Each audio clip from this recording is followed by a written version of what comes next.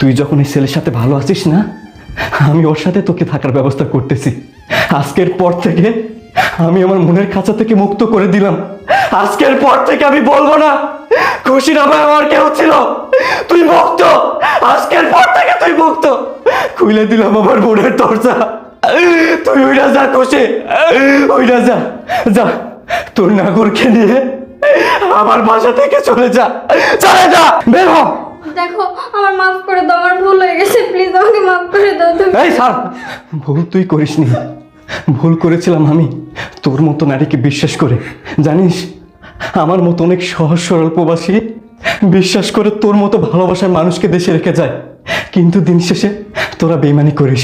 এখন আমি যদি তোকে ক্ষমা করি, তাহলে আর কোনো প্রবাসী তার বউকে বিশ্বাস করবে না। যা, তুই তোর নাগরকে নে আমার বাসা থেকে বের হ, বের হ।